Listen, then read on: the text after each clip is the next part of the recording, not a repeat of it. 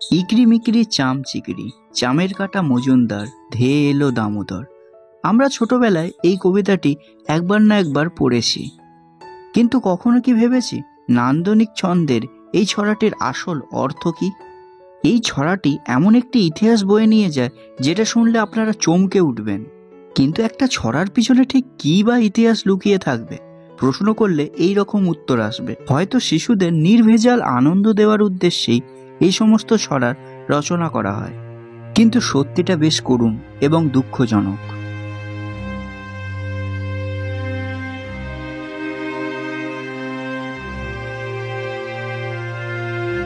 এই ইগরি মিগরি চামচিকরি ছড়ায় তৎকালীন বাংলায় সাধারণ মানুষের যেসব দুঃখ জ্বালা ছিল সেইটিকেই তুলে ধরা হয়েছে এই ছড়ায়।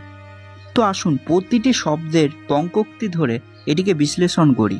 ছড়াটির শুরুতেই যে ইগরি কথাটি আছে সেটির আসল অর্থ হলো সংসার পরিপালনের জন্য সারাদিন খেটে খুঁটে কঠোর পরিশ্রম করা, কিন্তু তাতেও যখন সংসার চলে না তখন প্রয়োজন হয় মিকিরি, অর্থাৎ আরও কিছু অতিরিক্ত উপার্জনের চেষ্টা।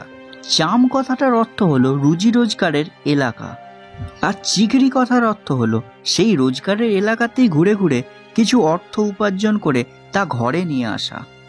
কিন্তু এখানে সমস্যা হয়ে দাঁড়ায় চামের কাটা মজুমদার।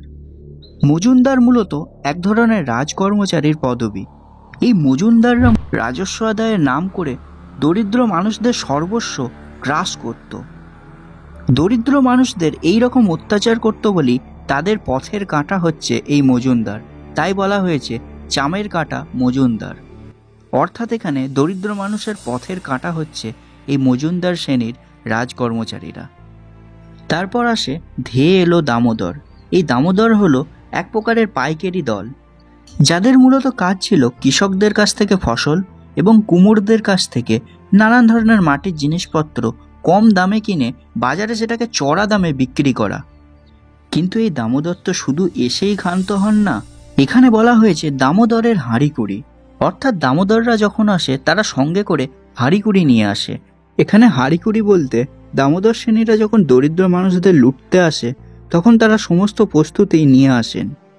এরপর বলা হয়েছে দাওয়ায় বসে চাল গাড়ি, অর্থাৎ মজুমদার এবং পাইকারদের হাত থেকে যতটুকু চাল বাঁচাতে পেরেছে এই দরিদ্র শ্রেণীর মানুষরা, সেটাকে নিয়েই ঘরের বাইরে চাল কুটতে বসে, অর্থাৎ বেঁচে যাওয়া চাল দিয়ে এখানে রান্নার প্রস্তুতি চলছে।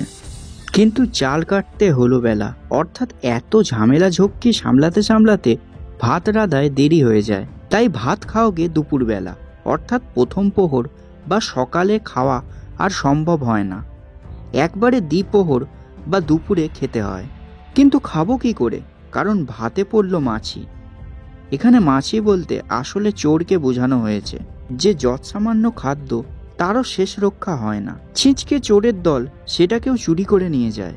তাই কোদাল ধরে চাঁচি, এই কোদালও আক্ষরিক অর্থে ব্যবহার করা হয়নি, বরং কোদাল বলতে এখানে বোঝানো হয়েছে কোতোয়াল বা কথা পুলিশকে, অর্থাৎ পুলিশের কাছে গিয়ে চোরের ব্যাপারে নালিশ করা হয়েছে। তবে তাতেও গরিব মানুষের কম হয়রানি হয় না, কারণ কোদাল হলো ভোঁতা, অর্থাৎ পুলিশ বা কোতোয়াল কোনো কাজই ঠিক করে করে না। তাই খা কামারের মাথা, অর্থাৎ এই কোদাল যে কামার বানিয়েছে, মানে পুলিশ বা কোতোয়ালকে যে সৃষ্টি করেছে, শেষমেশ তাদের কাছে গিয়েই এই হতদরিদ্র মানুষগুলো মাথা খুঁড়ে কাঁদতে হয়। ছড়ায় ছড়ায় এখানে বলা হয়েছে পুলিশ কেন সাধারণ মানুষের হেল্প করবে, এখানে পুলিশও দুর্নীতিবাজ। আবার এই পুলিশকে যারা সৃষ্টি করেছে তারাও দুর্নীতিবাজ, অর্থাৎ উচ্চ পদস্থ থেকে নিম্ন পদস্থ সমস্ত কর্মচারী অর্থাৎ রাজকর্মচারীরা সবাই দুর্নীতিবাজ। এখানে সকল দুর্নীতিবাজদের একটাই উদ্দেশ্য, সাধারণ মানুষকে শোষণ করা। সুতরাং এক কথায় বললে এই ছড়ায় তুলে ধরা হয়েছে তৎকালীন বাংলার এক হতদরিদ্র পরিবারের চিত্র। কিন্তু সেকালেই শুধু নয়, একালেও দরিদ্র পরিবারের অবস্থা ঠিক এই রকমই হয়। শুধু তৎকালীন দিনে যেসব পাইক বা রাজকর্মচারীরা ছিল তারাই এখনকার দিনের নেতা মন্ত্রী। এইরকম আরও অজানা কাহিনী শুনতে হলে আমার এই চ্যানেলটিকে সাবস্ক্রাইব করে দেবেন, এবং এই ভিডিওটি ভালো লাগলে অবশ্যই এই ভিডিওটি লাইক করে আপনাদের কি মতামত সেটা কমেন্ট সেকশনে জানাবেন। দেখা হচ্ছে আপনাদের সাথে পরবর্তী ভিডিওতে।